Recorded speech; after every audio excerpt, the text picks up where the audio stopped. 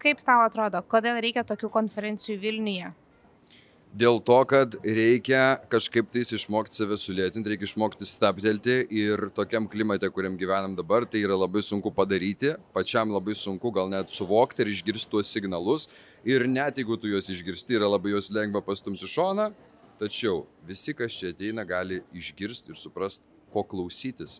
Ir kuomet jų draugai, pavyzdžiui, išgyvena kažką tai tokio, jie turi į ką atkreipti dėmesį ir galbūt truktelti ir galbūt stabtelti tą kitą žmogų ir tai padėti. Tai dėl to. Kaip tau atrodo, ar draugus atsivestum kitais metais čia? Visus, kuriuos turiu, o turiu vieną. Tai būtinai taip. Atsiveščiau tikrai, kad ir gal nelabai nori, bet yra žodis reikia. Tai va. Reikia rūpinti savo sveikatą, ne tik tais kūno, bet ir smegenų sveikatą. O ką palinkėtum jaunam žmogui, kuris bando dabar surasti savo vietą pasaulyje ir kuris labai skuba, taip pat kaip ir tu skubi ir jaučia tą lyginimąsi su kitais žmonėmis? Iš esmės, bandyti reikia, bet viskam yra sveiko proto, ten tos ribos yra nubrėžtos ir jeigu tu pats jų kažkaip neužsidės, tai gyvenimas tave patį sustabdys. Bet geriau būtų, kad sustabdytų švelniai, o ne stipriai. Ir kuo tu greičiau ir toliau varai ir su kuo daugiau jėgų, tai ta avarija iš inercijos gali būti kuo baisesnė. Tai aš patarčiau bandyti, bet taip sveikai labai, gal tik šiek tiek. Arba kaip Bukovskis sakė, nebandyk net, nebandyk iš viso, tiesiog daryk. Tos ribos pačios kažkaip tave pasivis ir nusibrėš. Kaip jums atrodo, kodėl naudingos yra tokios konferencijos, kodėl jų reikia jaunam žmogui ypač? Man atrodo, kad tokios konferencijos jos yra svarbios tuo, kad jos atkreipia dėmesį, duoda žmonėm leidimą kalbėti apie psichikos sveikatą. Ir labai prisideda prie stigmos mažinimo, kad viskas ok, aš galiu turėti kažkokių sunkumų, problemų ir kad aš nesu vienas tame. Jeigu jau kažkas konferencijoje tą temą daro, tai vadinasi, kad tai yra aktuali problema daugeliu žmonių. Ir tas tokie renginiai, man atrodo, žmonėms padeda jaustis netokiems vieniems ir drąsiau patiems spręsti, kreiptis dėl savo sunkumų. Kalbėjote apie lėtą gyvenimą. Ar galėtumėt žiūrovai pasakyti pagrindinius dalykus, tokius punktus, ką reikia daryti ir kaip sustoti, kai tu supranti, kad tave neša ta darbų, atsakomybių visa banga? Lėtas gyvenimas, lėto gyvenimo filosofija, jinai kviečia įsiklausyti į save ir girdėti save. Man atrodo, šitoje konferencijoje daug pranešimų, kiti pranešimai bus apie klausimąsi savęs. Ir visų pirma, galbūt kiekvienam žmogui, sakyčiau, yra gana sveika reguliariai, bent kartą per savaitę, ar geriau kiekvieną dieną, ras porą minučių, paklausti savęs, ką aš jaučiu, apie ką sukasi mano mintis, kokios šiuo momentu mano aktualijos, ar ne, kaip jaučiasi mano kūnas. Ir galbūt 2 minučių pakaks pastebėti tos požymius, kai tas kūnas, kai mūsų emocijos savo, kad galbūt man jau nebėra gerai. Ir tada galim antrą savo klausimą užduoti, o kaip geriausia aš dabar galėčiau savimi pasirūpinti. Ir kas galėtų būti tie dalykai, kurie man padėtų vėl grįžti į savo tokį natūralų sveiką būvį. 3 pagrindiniai punktai, žodžiai jaunam žmogui, kodėl reikia ateiti kitais metais į šitą konferenciją. Įsikvėpti, pabūti bendrystėje su kitais ir pasirūpinti savimi. Man atrodo, tai yra 3 dalykai, dėl kurių tikrai verta kitąmet sugrįžti čia. Pas jūs kaip pas šeimos gydytoja atėjo pervargęs žmogus ir sako, jaučiuosi labai prastai ir man atrodo tai nuo streso. Ką jūs galėtumėte jam pirmą patarti? Nedarbingumo. Mūsų įrankiai gana riboti, bet nedarbingumas pervargusiems žmonėms arba atostogos. Tiesiog kažkas, kas padėtų žmogui atsitraukti nuo dalykų, kurie jam kelia stresą. Labai dažnai tai darbas. Jeigu tai šeima, tai taip pat atostogos, gal atskirai, gal kažkaip su mažiau atsakomybių, bet tiesiog pailsėti ir atsitraukti nuo kasdienybės. Kito kelio nėra, joks vitaminas nepadės. Supratau, nes būna tokių situacijų, kad jie sako, mes negalime imti nedarbingumo, nes mes, tarkim, esame verslų savininkai, darom ten kažkokią karjerą ir panašiai, aš tiesiog negaliu fiziškai paimti, nes nėra kas padarys darbus. Kaip jums tada atrodo, ką reikia daryti ir kaip įsikišti jau gydytojui, kuris supranta visas rizikas ir kokios gali būti pasiekmes, o žmogus tiesiog yra užsihypinęs, kad jis daro dalykus. Tokiu atveju aš žmogui, nes tokiu tikrai ne vieną turėjau, tokiu atveju žmogui sakau, kad, žinot, aš už jūs nedarbingumo nepasimsiu ir už jūs atostogų niekaip nepasimsiu. Bet dažniausiai žmogus jau, kai ateina iki gydytojo, jau jam kūnas kažką būna pradėję šnibždėti. Tai tokiais atvejais aš tiesiog pasakau, kad, žinot, sprendimas jūsų, bet jūsų kūnas jau dabar su jumis kalba. Ir jeigu niekas nesikeis, tai ta kalba pasidarys garsesnė, taip kaip šiandien ir kalbėjom. Ir sakau, jeigu reikia laukti to, kol kalba pasidaro garsi ir tada pasimti. Tai tebūnie, čia irgi žmogaus pasirinkimas, bet aš rekomenduoju imti jau dabar. Nes žmogaus nepriversi ilsėtis, jeigu jis nenori. Nu dėja. Kaip jums atrodo, kodėl reikia tokių konferencijų?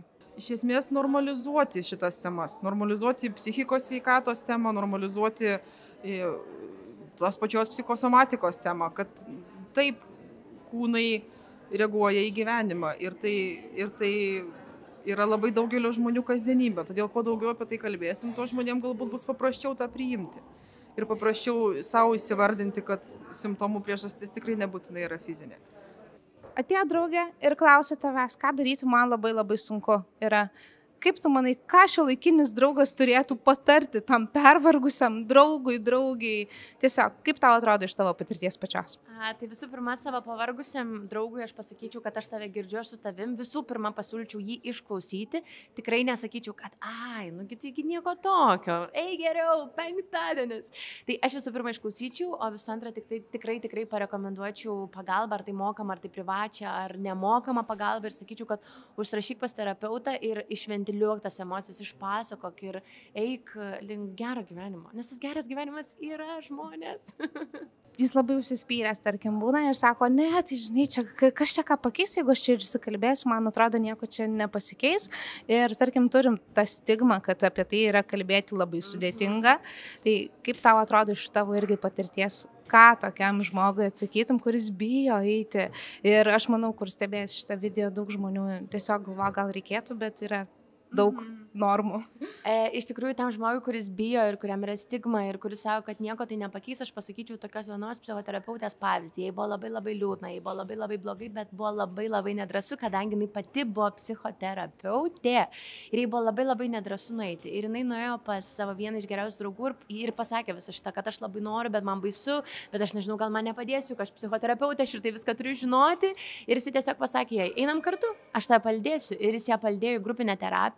Ir nuo to laiko, kada jis kartu pabuvo toj grupinėj terapijoje, prasidėjo jos vykimo kelionė ir šiai dienai jinai yra super laiminga, super patenkinta ir dar geriau padeda kitiems žmonėms. Tai aš tiesiog palinkėčiau, kad jeigu jūs bijote eiti vieni arba jeigu jūs kaip draugas matot, kad jūsų draugui yra sunku, tiesiog pasakykit, aš noriu su tavim kartu. Pirmą kartą ir viskas.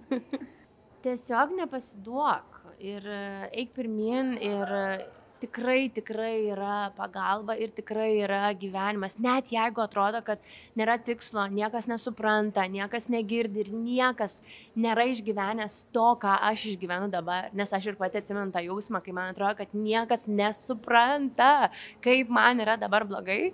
Tai žinau, kad yra tas žmogus, kuris supranta ir jisai yra visai arti jo, tiesiog reikia jo paieškoti ir jis tikrai atsiras.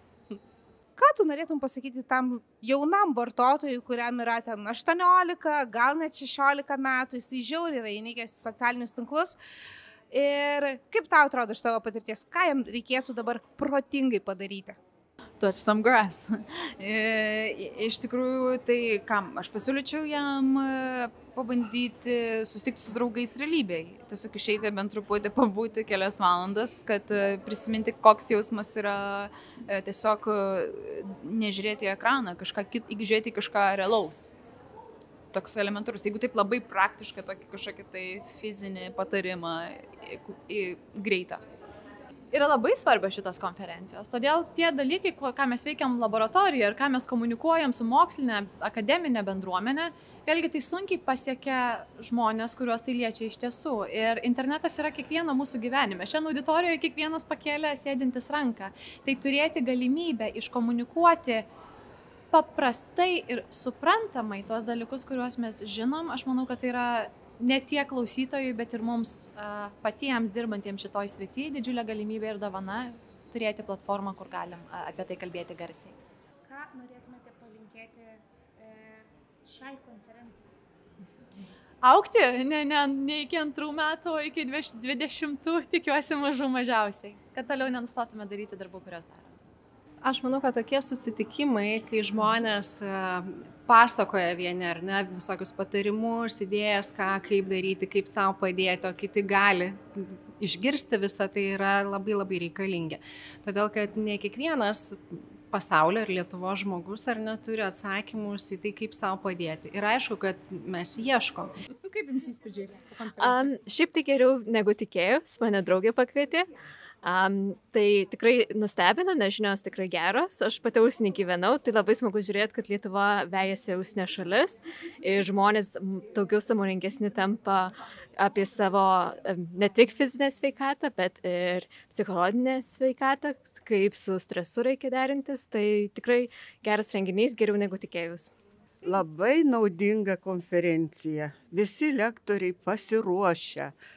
Visi su pavyzdžiais ir priminė visas gyvenimo tiesas. Labiausia man aktualu miegas. Kad reikia kvėpuoti, kad reikia nesijaudinti, bet to visi labai geri pranešimai, pradedant pirmu, save tausok ir gyvensi ilgai. Tai labai smagi buvo konferencija, labai patiko pranešimai. Iš tikrųjų išsinešu ir tokių patarimų apie miegą, apie 4 žingsnius, taip pat apie skrolinimą, susimastyti, kad iš tikrųjų mes nepailsim, o dar labiau save užkrauname. Ką įsinešate iš konferencijos? Vidinę ramybę išsinešu ir svarbą, kad kaip svarbu nedelsti ir laiko ieškoti pagalbos, jeigu tai yra svarbu.